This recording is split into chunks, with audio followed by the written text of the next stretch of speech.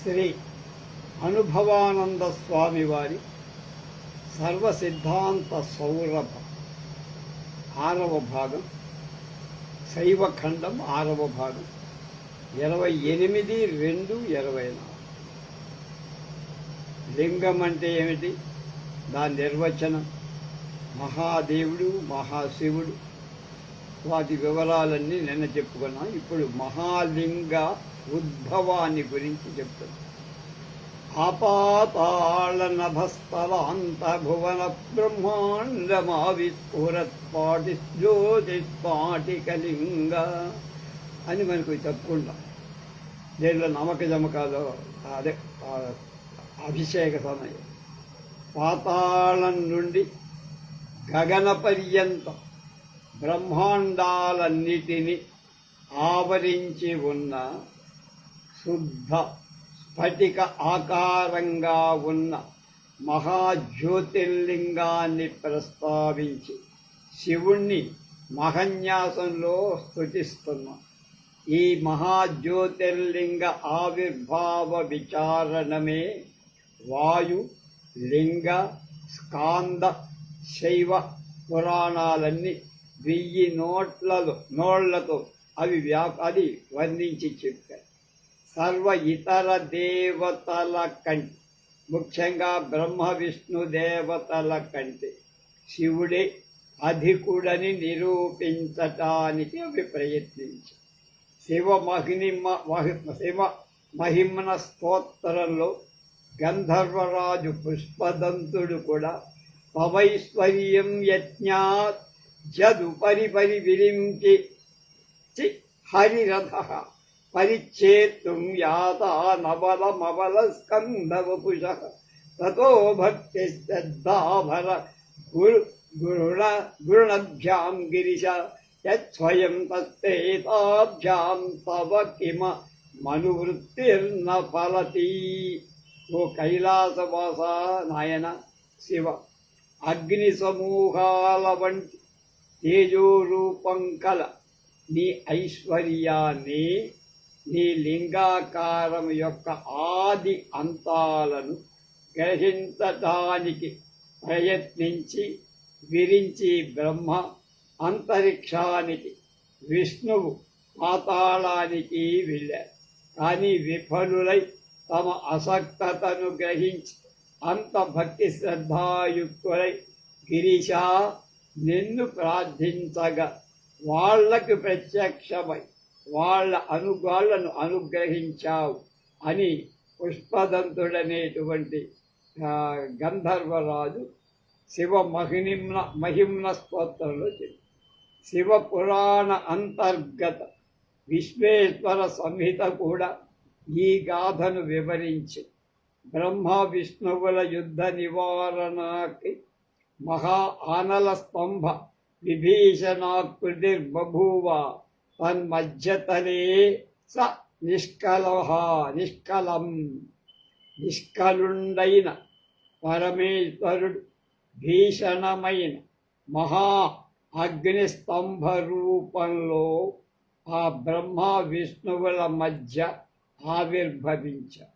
ఈ విషయాన్ని గ్రంథాంతరంలో ప్రస్తావిస్తూ పరమశివుడు యత్ పునః స్తంభరూపేణ స్వావిరాసమహం పురా, పూర్వం తేజోమయ స్తంభ రూపంలోనే నేను ఆవిర్భవించాను.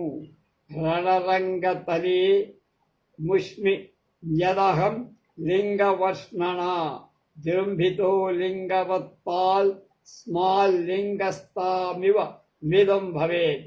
ఈ రణరంగంలో నేను లింగరూపంగా చహనంగా ఆవిర్భవించానయ్యా.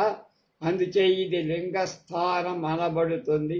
అలాగే అనాద్యంతమిదం స్తంభం అనుమాత్రం భవిష్యతి.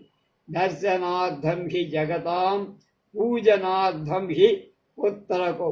ఓ కుమారులారా, లోకాలు దర్శించి పూజించటానికై ఆద్యంతాలు లేని ఈ తేజోలింగం అల్పమైన ఆకారం కలది అవుతుంది, అందరికీ దర్శించటానికి వీలుగా.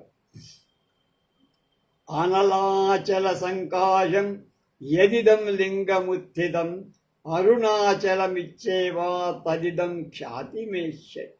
అగ్ని పర్వతంలాగా ఈ లింగం ప్రాదుర్భవించటం చేత ఇది అరుణాచలం అనే పేరుతో ప్రఖ్యాతి చెందుతుంది తమిళనాడులో. సాధారణంగా దీపిక కూడా లింగాకృతిలోనే ఉండటం సహజం కూడా. అందుచేత అగ్నిస్వరూపుడైన శివుడు దీపికాకృతి అంటే లింగాకారాన్ని పొందేటట్లుగా తెలుస్తుంది. కానీ ఈ దీపికకి ఆది అద్ద మధ్యం అంతం లేని మహాజ్యోతి. అది మహాస్తంభంగా మహాపర్వతంగా ఇక్కడ చెప్పారు. దీపికకు మధ్యలో ఉండే నీల స్వరూపం మంటలో చూస్తే నీలం రంగు కనపడు. అది నీలకంఠుని స్ఫురింపచేయటం ఆశ్చర్యంగా ఉండదు మనం. ఎందుకు? నీలకంఠుడి కంఠ విషాన్ని తినటం మూలం కాదు. పైన మహాజ్యోతిర్లింగ ఆవిర్భావం సకాలో మార్గశీర్షేతు స్యాద్ధారక్ష మద్భకవు. మార్గశిర మాసంలో ఆర్ద్రా నక్షత్రంలో రోజున శివరాత్రి అని కూడా శివుడి వివరణగా చెప్పారు. జ్యోతిర్మహాలింగ ఉద్భవ ఘట్టంలో శైవ పురాణాల్లో చిత్రించాయన్నీ కూడా. స్కాంద పురాణంలో సనత్ కుమార సంహితలో శివతత్వ సుధానిధి అనే ఒక ప్రకరణం ఉంది. ఈ పురాణంలో శంకర సంహితలో కల శివరహస్య ఖండనం, అలాగే ఇంకా ఇతర పురాణాలలో కూడా ఈ గాథ చెప్పబడి ఇది ఎలా సంభవించిందో క్లుప్తంగా చెప్తానంటున్నారు మనకు అనుభవానంద స్వామి. పూర్వం ఒకానొక సమయంలో బ్రహ్మ విష్ణువులు తమ తమ గొప్పతనాన్ని ప్రకటించుకొని ప్రగల్భాలు పలికారు. ఆత్మస్థుతి పరానింద మనలాగాని చేసుకున్నారు. కయ్యానికి దిగారు. సృష్టిని కల్పించి విధాతను అవటం చేత నేనే గొప్పవాణ్ణి అని వాదించాడు బ్రహ్మ. సృష్టిని పోషించిన వాణ్ణి నేను రా, దాన్ని సక్రమంగా ఉండేటట్టుగా చేసేవను అని విష్ణుమూర్తి తన ప్రతిపాదన. వాళ్ళకి ఎలాంటి తీర్మానం దొరక్క వాదం చేత నిర్ణయం సాధ్యం కాదని యుద్ధానికి పూనుకుంది. అలా ప్రపంచంలో ఆధిపత్య పోరు మొదట వీళ్లతోనే ప్రారంభమైంది. అది కొట్లాటగా మారి వివిధ ఆయుధ పరంపరలు ఒకళ్ళపై ఒకళ్ళు ప్రయోగిస్తూ తీవ్ర యుద్ధం చేసుకున్నారు. అంత ఆ ఇద్దరు వాళ్ళ ప్రత్యేక అస్త్రాలకు బ్రహ్మాస్త్రం చక్రాలను ప్రయోగించగా అవి పరస్పరం ఢీకొని ఉభయుల శక్తి వంచనాలు మహోగ్ర లీలగా పోరాటం సాగిస్తూ నేరును పరాభూతం కావకాశం లేకుండా ఎవరూ కూడా ఓడిపోకుండానే యుద్ధం చేసి కల్లోలం ప్రపంచంలో సృష్టించి సంక్షిప్తమైపోయి అప్పుడు దేవేంద్రాది దేవతాగణం మహర్షి గణం అంతా కూడా పరమేశ్వరుణ్ణి సందర్శించి సర్వాన్ని వినిపించారు. ఆయనకి పూర్వమే ఇదంతా గ్రహించాడు కనుక శివుడు నవ్వుతో వాళ్ళని పంపి తాను అదృశ్య రూపుడై రణరంగానికి వచ్చి విష్ణు బ్రహ్మల పరిమిత శక్తి సామర్థ్యాలను వాళ్లకు తెలియచేయాలనే సంకల్పంతో శివశంకరుడు ఆకస్మికంగా వాళ్ళ మధ్య ఒక అగ్ని స్తంభాకారంగా ఆవిర్భవించి స్తంభాకృతిగా ముందు నిలిచిన ఆ అగ్నిని చూసి విస్మయ చిత్తులై బ్రహ్మ విష్ణువులు ఒకళ్ళ ముఖం ఒకళ్ళు చూసుకొని ఆ స్తంభ పరిణామం ఎంత ఉంటుంది కొలత అని ఆశ్చర్యచకితులై యుద్ధాన్ని ఆపేసి ఆ స్తంభ స్వరూప నిర్ణయం చేసుకోవటాన్ని నిశ్చయం చేసుకున్నాడు. అందుకు బ్రహ్మ అంటాడు, నేను హంస రూపాన్ని పొంది స్తంభం యొక్క శిరోభాగాన్ని ఎంత దూరం ఉందో ఆ హంస ఎక్కి వెళ్ళి చూసొస్తాను రా అబ్బాయి అన్నాడు. విష్ణువు నేను వరాహ ఆకృతి ధరించి భూమిని తవ్వుతూ పాతాళానికి పోతా, అక్కడ దాని మూలం ఎక్కడుందో లింగానికి తెలుసుకుంటా అని. ఆయనము లింగం యొక్క అంతెక్కడుందో తెలుసుకుందామని, మూలం ఎక్కడో తెలుసుకుందామని ఈయన ఇద్దరూ బయలుదేరు. ఇలా ఇద్దరూ కూడా ప్రయత్నించి ఆ స్తంభ ఆకృతి యొక్క మొదలు చివర తెలుసుకోలేక ఏడుపు మొహాలై పూర్వస్థానం ఎక్కడ బయలుదేరారో అక్కడికి చేరి ఆ మూర్తి రహస్యాన్ని ఎరగటానికి తెలుసుకోవటానికి మహాభక్తితో పరమశివుణ్ణి ప్రార్థించి వాళ్ళ భక్తికి సంతసించిన మహాదేవుడు ఆ అగ్ని స్తంభం మధ్య వాళ్ళకి ప్రత్యక్షమై వాళ్ళ సంకుచిత శక్తులు ఏమిటో, వాళ్ళ శక్తి యొక్క మేర పరిమితి ఏమిటో వాళ్ళకి చెప్పి బోధించి వాళ్ళ చేత తప్పు అంగీకరింపచేసి తనచే నియుక్తులై వారు తమ విద్యుక్త కార్యాలు చేస్తున్నారు. కానీ వాళ్ళకి ప్రత్యేకత ఏం లేదు. మీ దగ్గర ఏదో పవర్ ఉందనుకుంటున్నారా? దేనిచ్చిన పవర్తోనే మీ అధికారం చెలాయిస్తుంది. కనుక నేను పవర్ ఇవ్వకపోతే మీ దగ్గర సున్నా అని చెప్పారు అని రహస్యాన్ని చెప్పి యథార్థం తెలుసుకున్న చతుర్ముఖ బ్రహ్మ విష్ణుమూర్తి తమ గర్వాలను పోగొట్టుకొని శివభక్తి పరాయణలు తమ నిజస్థానాలకి ఆయన బ్రహ్మలోకానికి ఈయన వైకుంఠానికి వెళ్ళి ఈ విధంగా శివ రహస్యాన్ని అనుసరించి మాఘకృష్ణ చతుర్దశి, ఇప్పుడు మన మాఘమాసమే నడుస్తోంది. ఇవాళ చతుర్థి తిథి, ఇంకొక వారం సుమారులో మనకి శివరాత్రి వచ్చేసి అర్ధరాత్రి అని, అందులో శివరాత్రిగా దాన్ని పరిగణిస్తాం. ఈ పురాణ గాథ వల్ల ఆ జ్యోతిర్మయ స్తంభమే సర్వపాప ప్రశమనం, శివతత్వ ప్రదాయకం, సర్వదుఃఖోపశమనం, తాపత్రయ నివారకం, అయో కలహశాంత్యర్థం బ్రహ్మ విష్ణోర్మహేశ్వర మహాలింగస్వరూపేణ హ్యావిర్భూతో యథాపుర తాం కథాం కథయిష్యామి సర్వలోకైకపావం అని శివతత్వ సుధానిధి చెప్పిన దాని ప్రకారం మహాలింగంగా ప్రఖ్యాతి పొంది ఉండటం లోక ప్రసిద్ధి. అందుచేత శివ ప్రత్యామ్నాయంగా శివస్థానంలో శివుణ్ణి సూచించటానికి శివ చిహ్నంగా తోచిన ఆ స్తంభమే లింగంగా మనం ఇప్పుడు చెప్పుకుంటున్నాం.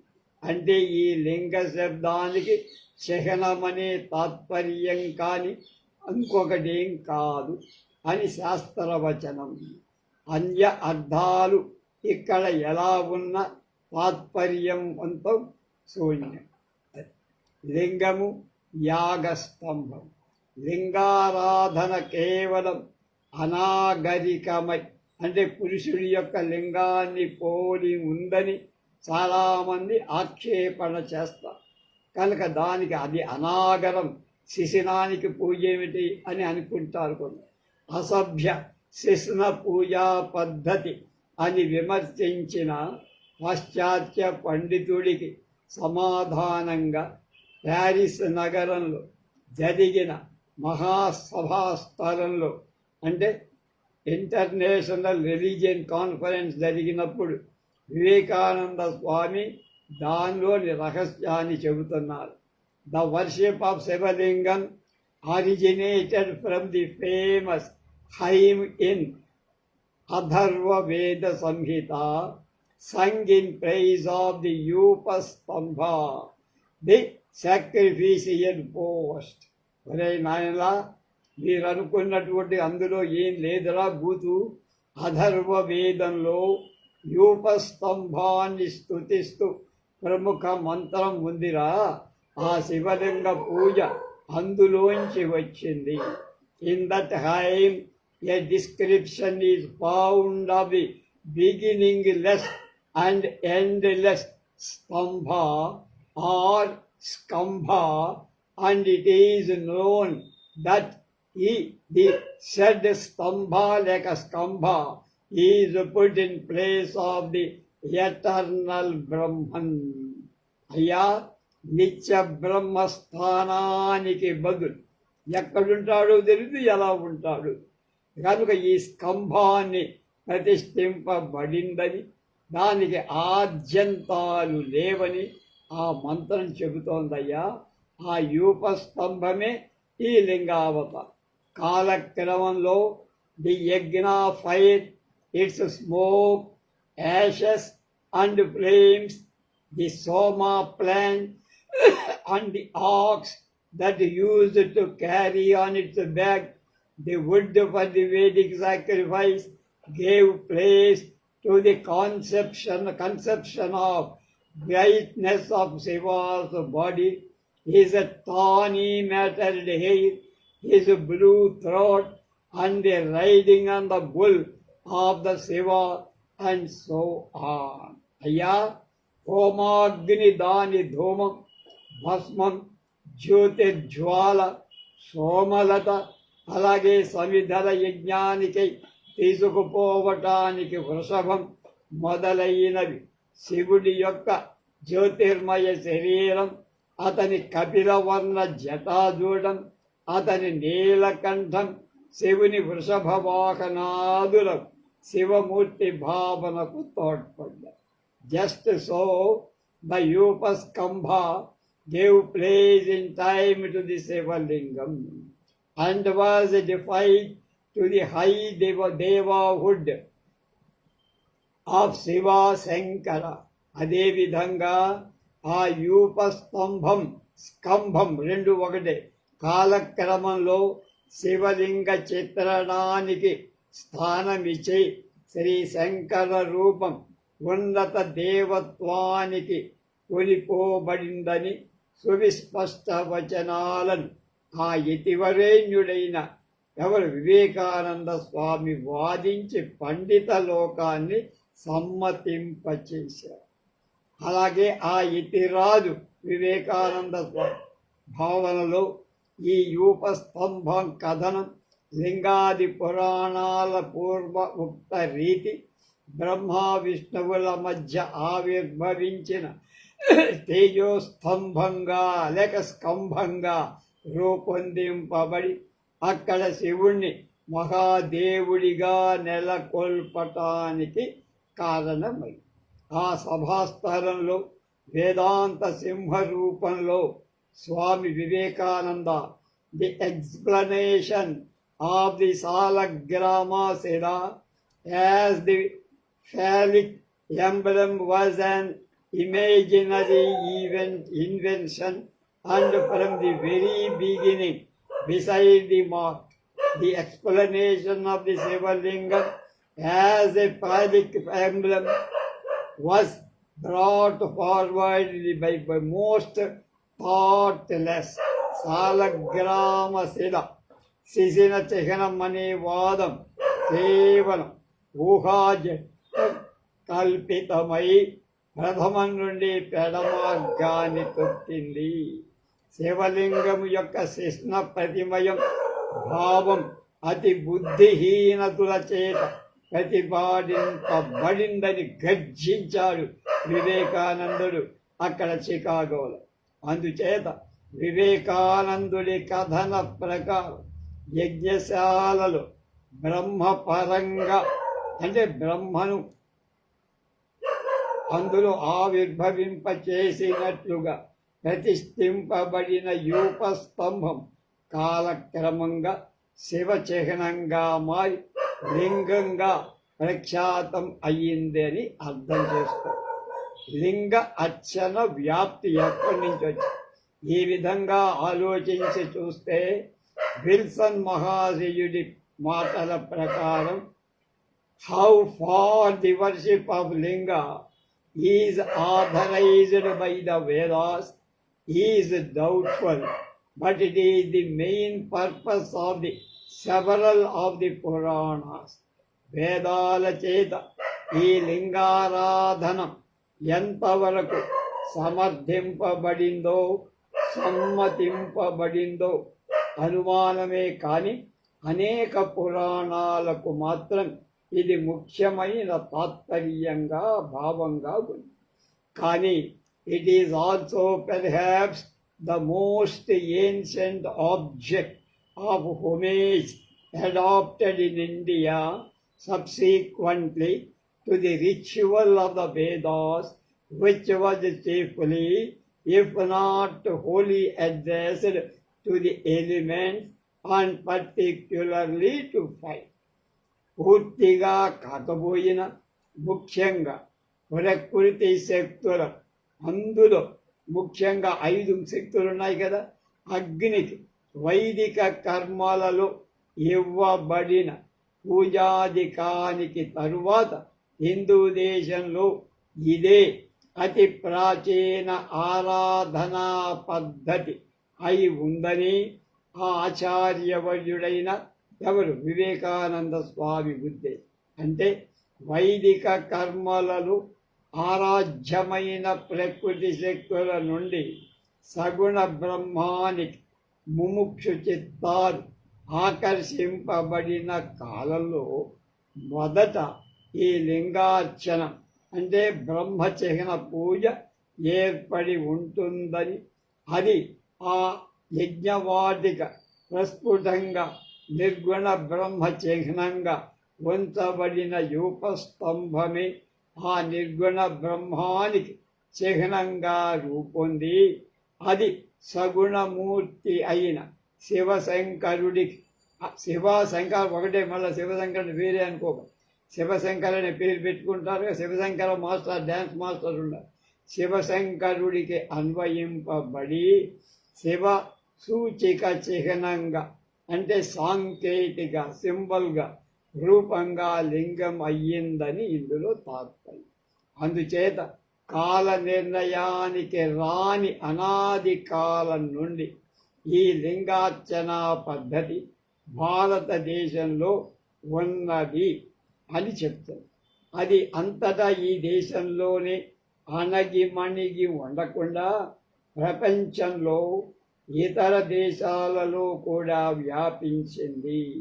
ఆచార్య భూదేవ్ ముఖర్జీ అభిప్రాయంలో there is ample testimony in modern times to the fact that the Phallism was prevalent in almost every country in the dim ages of antiquity.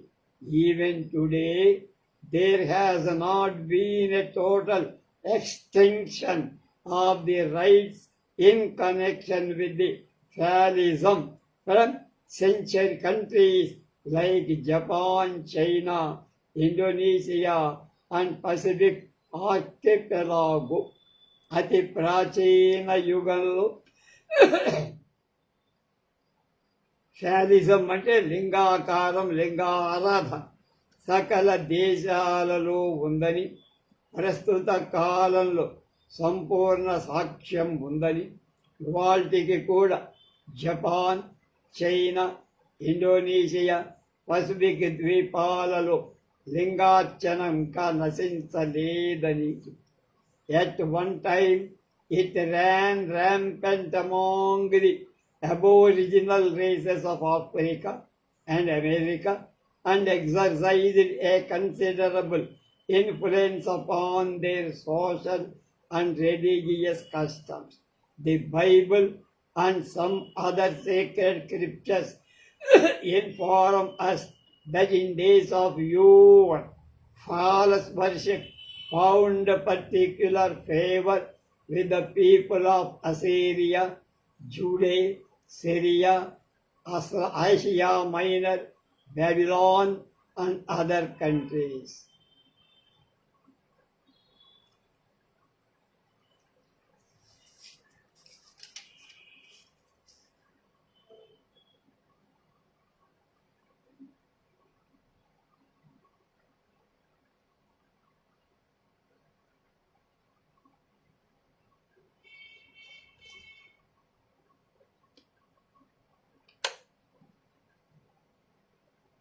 ఒక కాలంలో అంటే ఒకానొక కాలంలో ఆఫ్రికా అమెరికా ఖండాలలో గల ఆటవిక జాతులలో ఈ లింగార్చన బాగా ఉండి వారి సాంఘిక మత ఆచార విషయాలలో బహుళ ప్రభావాన్ని చూపింది. అతి పురాతన కాలంలో లింగ పూజా పద్ధతి అస్సీరియా, జూలియా, సిరియా, ఏషియా మైనర్, బాబిలోనియా మొదలైన దేశాలలో గల ప్రజానీకానికి ప్రేమ పాత్రమై ఉందని బైబిల్ మొదలైన మత గ్రంథాలే చెప్పాయి. ఈ మధ్య బాబిలోన్ దేశంలో పురాతత్వ శాఖ వారి త్రవ్వకాలలో శివలింగ రూపాలు అనేకాలు కనపడ్డాయి.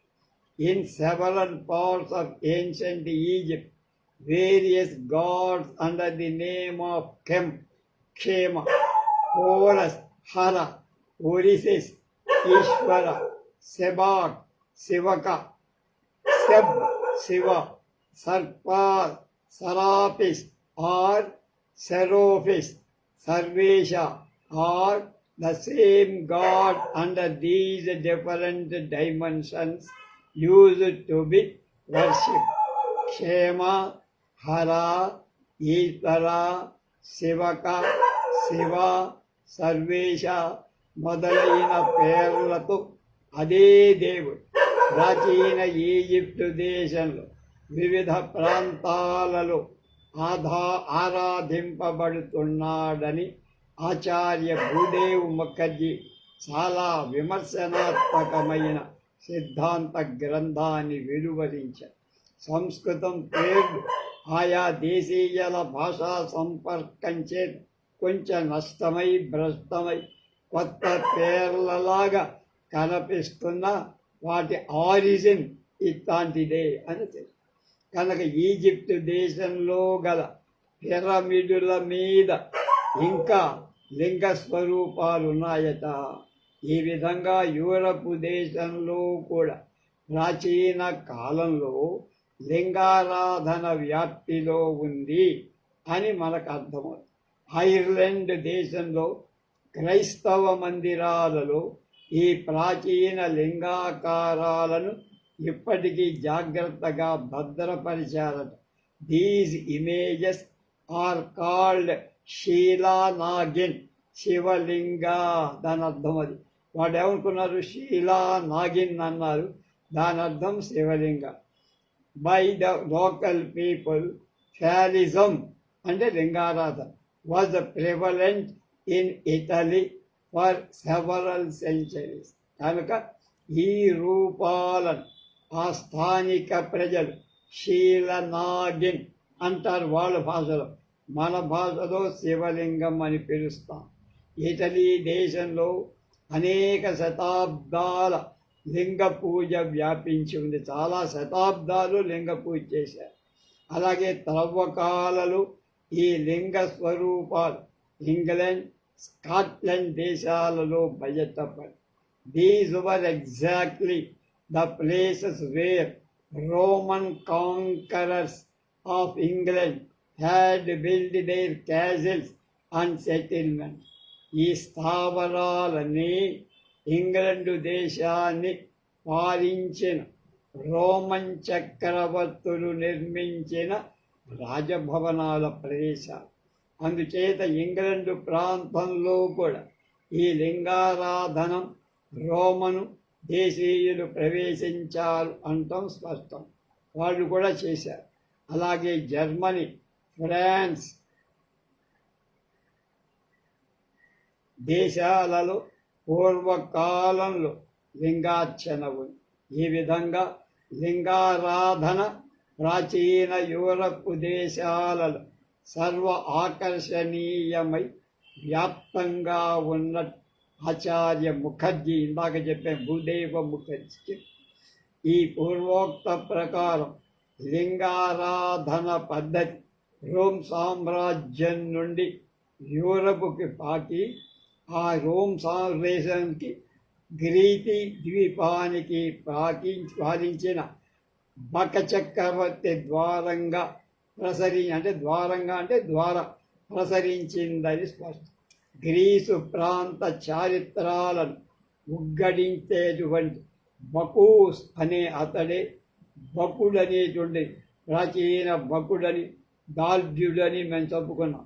అతడే బకుడని, భారతీయ భూపాలుడని, అతడే ఆపస్తంభ మహర్షి ముఖ్య శిష్యుడని, ఎవరి బకదాల్భ్యుడు అని నేను ఒక పెద్ద పుస్తకం చదివి రాసే దీనిలో. కనుక ముఖ్య శిష్యుడని, నా మహర్షికి విధానం చతుర్ముఖ బ్రహ్మ ఉపదేశించాడని పూర్వమే మనం కూడా చెప్పుకున్నామంటున్నారు స్వామి అనుభవానంద. మొదట్లో ఈ క్రీటి ద్వీపానికైతే గ్రీక్ అన్నమాట తీసుకువెళ్ళబడిన గ్రంథాలు ప్రస్తుతం దొరక్కపోయిన వాటిని పారంపర్యంగా సివిలిన్ అని అంటారని, అదే శివలింగ భ్రష్ట రూపమని మనం విజ్ఞులందరూ కూడా భావించారు.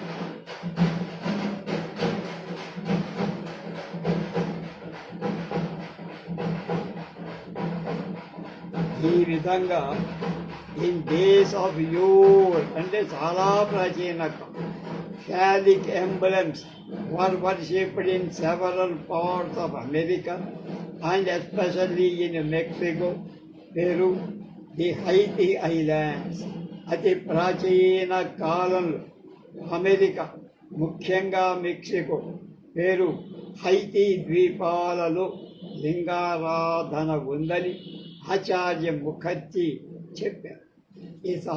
ఈ విధంగా శుద్ధ నిరాకార నిర్గుణ బ్రహ్మం మనస్సునికి అందనివాడై ఉండటంచే సామాన్య ముముక్షువుల దూరమైపోయారు. అవయవ రూపాలుగా ఉన్న బ్రహ్మ, విష్ణు, శివాదులు మరి ఇతర అవతార పురుషులు మానుష ఆకృతి ధరించి మానవుల్లాగా ప్రవర్తించి ఉండటంతో వాళ్లలో సూపరుల అనేక గుణాలు, దోషాలు కనిపించి భక్తిని సంకుచిత పరచటానికి అవకాశం ఉండటం చేత ఈ రెండు తత్వాల మధ్య మార్గంగా రూపమై అరూపమై శోభిల్లే ఈ లింగ స్వరూపం సర్వ ఆకర్షణీయమై ప్రపంచ వ్యాప్తి పొంది ఉంది అంటంలో సందేహం లేదు, అనుమానం. ఈ విధానం భారతావనిలో పుట్టి ప్రపంచ వ్యాప్తి పొందింది అంటం ప్రబల సత్యం. ఇంతకీ లింగ శబ్దం మీద మీమాంస. ఇంతటి సర్వాకర్షణీయ సర్వవ్యాప్తతత్వం కాలగతంగా అసభ్యంగా రూపొందింపబడి అపార్థాలకు దారి తీయటం విచారకరం అంటున్నారు అనుభవానంద స్వాములు విచారంతో. అందుకు అండాకృతిగా ఉన్న లింగ స్వరూపాలు కాక స్తంభాకృతిగా దూచే లింగాలను చిహ్నం ఆ శబ్దానికి అన్వయంగా సంస్కృత భాషావాదులు ఉపయోగించిన లింగ శబ్దం కూడా కారణం అయి ఉండవచ్చు. అందుచేత పరబ్రహ్మానికి సాంకేతికంగా సర్వ సృష్టికి ఆధారమూర్తిగా ఉన్న ఈ అండాకారం అపార్థాలకు గురై సృష్టికి ఆధారమైన లింగ స్వరూపంగా అన్వయింపబడి లింగ శబ్దము యొక్క సహజ నిజ తాత్పర్యాన్ని పోగొట్టుకొని అసభ్య అర్థాలకు లోనయ్యింది. ఈ ప్రభావమే పాశ్చాత్య దేశాలలో వ్యాపించి మొదట బకుడి చేత ఉపయోగింపబడిన సంస్కృత శబ్దం ఫలేషా శబ్దం గ్రీకు భాషలో ఫాలస్ అనే రూపాంతరం పొంది ప్రారంభ దశలో ఎలాంటి అర్థంగా ఉపయోగింపబడిందో కానీ తర్వాత కాలంలో ఆంగ్ల భాషలో పురుషలింగానికి అన్వయింపబడి ఆ ఫాలస్ అని శివలింగానికి కూడా అదే అపార్థాన్ని ఇచ్చి లింగార్చనలో గొప్ప సంక్షోభాన్ని తెచ్చింది. లింగారాధన అనార్యత్వం. లింగ శబ్దం అనాగరక సూచకమని చిత్రిస్తూ ఋగ్వేదంలో ఒక స్థానంలో Indra is praised to not allow those whose God is Shiva to disturb the rights of the singers. యజ్ఞాది కర్మలలో కల్లోల పరచి శిష్ణ దైవానుచరుడను రానీయవలదు అని ఇంద్రుడు ప్రార్థించబడగా, మరొక చోట he is represented to have conquered the riches of the city after killing those whose God is శిష్ణ. శిష్ణ దేవ అవలంబకుల నగరంలో అందుగల సంపదను ఇంద్రుడు జయించినట్లు ఉంది. Here evidently those whose God was శిష్ణ or pharaohs are meant as the enemies of the Vedic Aryas.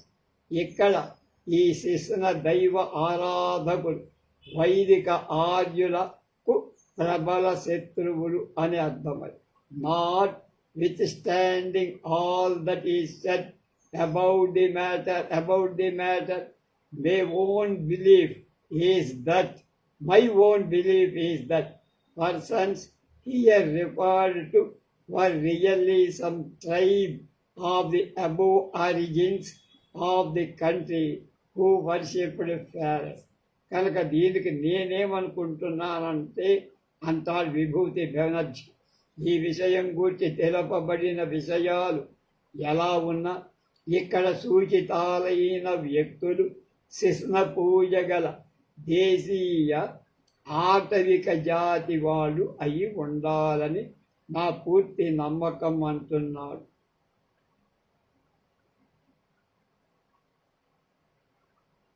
Bhudev Mukherjee అన్నమాట. Just then, as the Rudra Shiva cult borrowed several elements from the dwellers of the forest and stragglers in places out of the way, so it may have borrowed this element or phallic worship from the barbarian tribes with whom the Aryans came in contact. అలాంటి కాలంలో అరణ్యాలలో నివసిస్తూ తిరుగుతుండేటువంటి సంచార జాతులైన రుద్ర శివ అనుయాయులు అనేక విషయాలను గ్రహించినట్టు ఆర్యులు మొదట కలిసిన ఆటవిక జాతుల నుండి ఈ శిశున ఆరాధన స్వీకరించి ఉండవచ్చు అని భండార్కర్ పండితుడు కూడా చెప్పారు. ఈ విధంగా భండార్కర్ పండితుడు ఊహించిన ఈ లింగారాధన మహాభారతం ఆనుశాసనిక పర్వం కాలానికి పూర్వమే అగోచరమని, ఆ కాలంలో ఆ పూజా పద్ధతి వ్రాచ్య నిషాదాది అనార్య జాతులలో కలదని ఆ పండితుడు చెప్పి, రుద్రుని సర్పాభిమానం కూడా అనార్య జాతుల నుంచి సంక్రమించబడిందని రాశారు. పాణిని సూత్రాలకు భాష్యకర్త పతంజలికి తర్వాతనే ఈ లింగార్చన ప్రసిద్ధి చెందిందని ఆ పండితవర్యుడి విశ్వాసం. ఈ విషయం ఇలా ఉంటే, దక్షిణ భారతాన్ని ప్రాచీన కాలంలో యూదులు మొదలైన సెమిటిక మతస్థులతో వ్యాపార సంబంధం ఉందని, the sterner and more repulsive features of Shiva, as well as the extremely realistic fatalistic emblems which represent him, remind us of the Yahweh of the Hebrews. తీవ్రంగా హేయంగా అయిన శైవ విధానాలు, ముఖ్యంగా ప్రత్యక్ష లింగ చిహ్న అర్చనం హీబ్రూ జాతి యొక్క యెహోవాను జ్ఞప్తికి తెస్తోందని శ్రీనివాస అయ్యంగారు భావించి లింగారాధనాది విధానం భారతీయ దేశంలోనే కాక పాశ్చాత్య దేశాల నుండి దక్షిణ భారతానికి వచ్చిందని, అక్కడ ఉత్తర దక్షిణ భారతాలంతా తర్వాత వ్యాపించిందని నమ్మారు. కానీ పూర్వ గ్రంథంలో ఈ లింగారాధన భారతం నుండి యూరప్ దేశానికి వెళుతోంది అని చెప్పుకున్నాం. అది ప్రథమ దశలో అక్కడ అసభ్యకర అర్థంలో కాక ఫలేష అంటే ఫలాన్ని ఇచ్చేవాడు అని శబ్దంగా వాడబడి కాలాంతరంగా అనేక కారణాల చేత ఈ అర్థం పొంది అగౌరవం పొందిందని మనం తెలుసుకోవాలి. కనుక వీళ్ళు చెప్పిన పుట్టిన పురాణాలు నమ్మదు. అందుచేత హీబ్రూ జాతి నుండి లింగార్చన భారతదేశం స్వీకరించింది అంటే అది చరిత్ర కథనానికి దూరం, అసంగతం, అసత్యం అన్నారు మన స్వామి.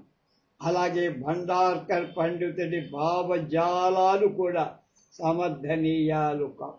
ఈ విషయాన్ని చర్చిస్తూ ఆచార్య నీలకంఠ శాస్త్రి ఇలా అన్నారు: is the Shivalinga A palace? లింగం శశిన రూపమా అని ప్రశ్నించుకొని చరిత్రకు పూర్వకాలంలో కల ప్రాచీన జాతులలో అక్కడక్కడ శిష్ణారాధన సూచనలను చూసి కొందరు శివలింగ పూజ దానిలోంచి వచ్చిందని ఊహించారు. శక్తి విధానాలు కొన్నింటిని చూస్తే ఈ అర్థం నిజమని అనిపిస్తుంది. But the linga may have been in origin no more than just a symbol of Shiva, as the salagrama is of Vishnu. కానీ ఇవన్నీ తోసేయి. లింగం యొక్క పుట్టుక విష్ణువుకు సాలగ్రామంలాగా శివుడికి చకనంగా ఏర్పడింది. శివలింగారాధన ప్రారంభంతో శివలింగ పూజాదుల మహాత్మ్య కథలు గాథలు ఎన్నో కల్పించవు. శివలింగాన్ని గురించి మహాభారత కథం కూడా అలాంటిది. అయినా పురాణాలలో అనేకాలు శివలింగ ఆరాధన బాగా గట్టిగా సమర్థిస్తుంది. ప్రతిమారాధన ఐహిక సంపదనిస్తుందని, లింగ పూజ ముక్తినిస్తుందని చెప్పటం చేత శక్తివంతమై శివారాధన ప్రబలింది అంటే లింగారాధన. అలాగే ది లింగ Puranas version of the origin of the linga is due to Shiva becoming a pillar of fire whose top and bottom could not be seen by Brahma and Vishnu is also noteworthy. బ్రహ్మ విష్ణువుడు ఆద్యంతాలు గ్రహింపలేని జ్యోతిర్లింగ ఆకృతిని శివుడు దాల్చిన లింగ పురాణ కథ ఇక్కడ అందరూ గుర్తుపెట్టుకోవాలని పండిత నీలకంఠ శాస్త్రి హెచ్చరిక చేసి, అలాగే ఈ లింగారాధన అతి ప్రాచీన కాలంలో ఆటవిక జాతులలో ప్రబలి వ్యాప్తంగా ఉండి కాలాంతరంగా ఆర్యులకు సంక్రమించిందని ఊహించడం అది కూడా మనం చెప్పాం, అది పొరపాటు. అలాగే ఆ అర్చనం ఒక భారతదేశంలో మాత్రమే కాదు సర్వ ప్రపంచ ఆదిమ జాతులలో కూడా ఉందని అందరి ఊహ. కానీ పూర్వం చెప్పబడిన ఆచార్య ముఖర్జీ వాదం ప్రకారం ఆ విధానం భారతంలో పుట్టి క్రమంగానే ప్రపంచానికి వ్యాప్తి చెందింది. కేవల ఊహారూపంగా కాక చారిత్రక సత్యంగా ఆయన నిరూపించారు. శబ్ద వ్యుత్పత్తి విషయక శాస్త్ర ప్రకారం కూడా అది యథా.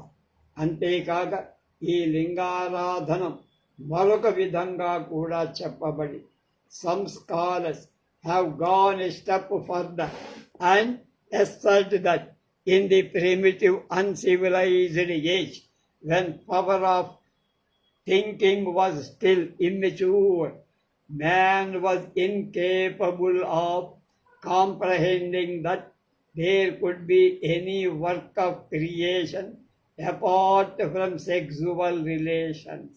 That is the reason why these scholars think that Pharaohism had its origin in the uncivilized state of society. కొందరు మహాపండితులు ఒక అడుగు ముందుకు వెళ్ళి ప్రాచీన అనాగరిక యుగంలో యోచనాత్మకమైన బుద్ధి ఇంకా వికసించటానికి పూర్వం విషయ సంబంధాలు లేక సృష్టి కార్యం సంభవం అను ఆ తత్వాన్ని గ్రహింపజాలని స్థితిలో మానవుడుండ. అంటే ఇంటర్ కోర్సు ఉంటే తప్ప సృష్టి జరగదురు, ఉత్పత్తి లేదనే నమ్మకంలో ఇంకా అక్కడ ఉన్నారు. ఆ కారణంతో అలాంటి అనాగరిక సాంఘిక వ్యవస్థలు ఈ లింగార్చనం జరించి పుట్టిందని పండితులొక కారణం చెప్పి, అందుచేత in the opinion of these scholars our primitive ancestors such as Brahma, Manu, Daksha, etc. were mute and barbarous creatures like the Auranga outgang. ఈ పండితుల అభిప్రాయంలో బ్రహ్మ, మనువు, దక్షాది ప్రాచీనులు వరాంగు వటాంగు కోతులలాగా మూగవాళ్ళై ఆటవిక మూర్ఖ జీవులవుతారని ఆచార్య భూదేవ్ ముఖర్జీ విస్మయం ప్రకటి. ఆయన ఇంకా ఇలా అంటున్నారు, if these the theories stated above regarding the genesis of Pharaohism were true, the phenomenon of phallic worship would have become more prevalent among the barbarous tribes of the modern world, a conclusion which is not at all warranted by facts. లింగార్చన జనన కారణాన్ని కూర్చిన ఈ పై సిద్ధాంతాలు మీరన్నట్టే నిజమే అయితే ఈ లింగారాధనా పద్ధతి ఆధునిక ప్రపంచంలో ఆటవికులలో ఇంకా ఎక్కువగా వ్యాపించి ఉండాలిగా. కానీ అది ప్రత్యక్ష లింగ తద్భరంగా లేదే ఎక్కడా. And what do we find there? It is no exaggeration to say that Pharaohism does not at all prevail among the uncivilized races of India, nor is there any evidence to indicate that it did so in days of yore. Neither can it be said that the originated from the inordinate just lust for sexual gratification of its uncivilized votaries. కానీ మనకిక్కడ కనపడింది ఏమిటి? భారతదేశంలో లింగార్చనం అనాగరిక జాతుల వ్యాపించి ఉండటం కానీ అది అతి ప్రాచీన కాలంలో ఉన్నదని కానీ నిదర్శనాలు కానీ ఎక్కడా లేవు. అది అతియోక్తిక.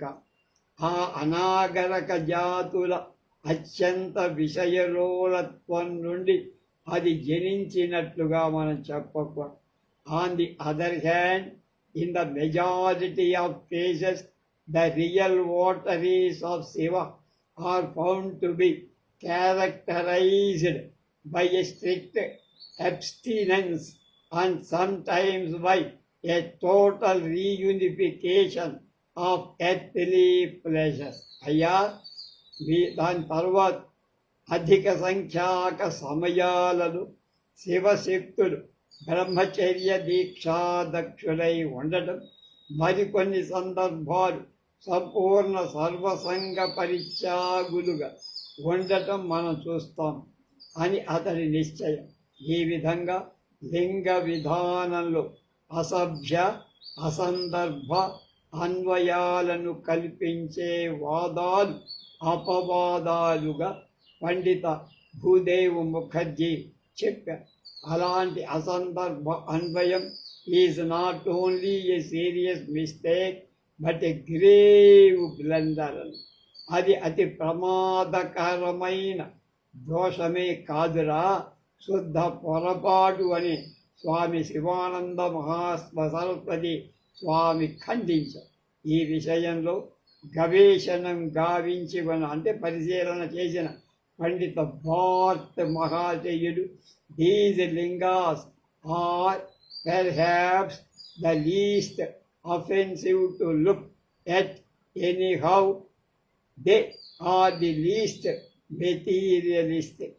చూసేవాళ్ళకి అవి అసభ్యకరాలు ఎలా అయినా అవి ప్రాపంచికాలు కూడా కావు అని నిర్ణయించాడు బాత్. అలాగే యతీశ్వరానంద స్వామి లింగ జనికత్వాలు ఎలా ఉన్నా does not call in the minds of the worshippers of Shiva any phallic association at all. To them, the linga is just a non-anthropomorphic and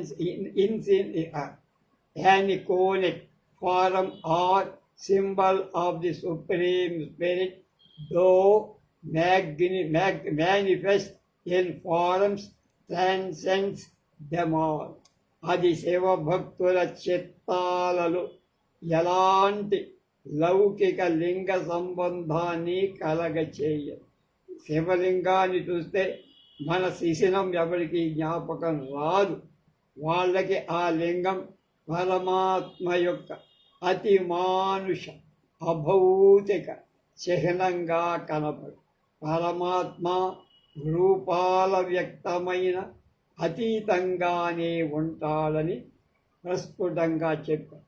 సోదరి నివేదిత కూడా ఈ విషయ పరిశీలన చేసి ఉత్తర హిందూస్థానంలో చూసిన వాళ్ళు వృక్షాల కింద, నదుల దగ్గర, మార్గాల దగ్గర, పట్టణాలలో, గ్రామాలలో, వనాలలో, ఇంకా అనేక స్థానాలలో నిలిచి ఉన్న నల్లని పాషాణాలను చూసి వాటి తాత్పర్యాన్ని తెలుపుతోంది. కానీ they are said by Europeans to be of phallic origin. But if so, Hindus are no more conscious of the fact than we of the similar origin of the maypole. యూరపు దేశీయులు వాటిని మానవలింగ జనితాలంటారు. అలా అయితే అలాంటి సందర్భాల్లో జనించిన మన స్తంభం కూడా ఉంది కదరా, అది దాన్ని మనం ఎలా స్మరిస్తున్నాము. అలాగే హిందువులు లింగోత్పత్తి విషయంలో స్మరింపరు అని హాస్యంగా గడ్డి పెట్టింది వాళ్ళు. ఈ విధంగా మీమాంస చేస్తే లింగారాధన అతి నిగూఢ తాత్పర్యం కలిగి సగుణ నిర్గుణ బ్రహ్మ ఉపాసనల మార్గమై మధ్య మార్గమై ఉపాసనా విధానంలో ఒక సోపానంగా స్టెప్గా గ్రహింపదగుతుంది. కానీ దాన్ని అందులో ఎలాంటి అసభ్యత కానీ, హేయం కానీ, తప్పు కానీ, బూతు కానీ లేదు. అది అనూహ్యం అని నిర్ణయించి ఆ విరుద్ధ తాత్పర్యం విచారకరం, అసందర్భం కనుక దాన్ని కొట్టవతల పారేని, మనసులో తీసవతల పారి అని పై విచారణ ఫలితాల సారాంశం. కనుక ఇవన్నీ ఇంత డీప్గా ఎంత దూరం చర్చించి మనకి అనుభవానంద స్వామి ఎక్కడెక్కడో తీసుకొచ్చి మనకు అందించారు మహానుభావులు. రేపు లింగ స్వరూపాన్ని గురించి తెలుసుకుందాం. స్వస్తి.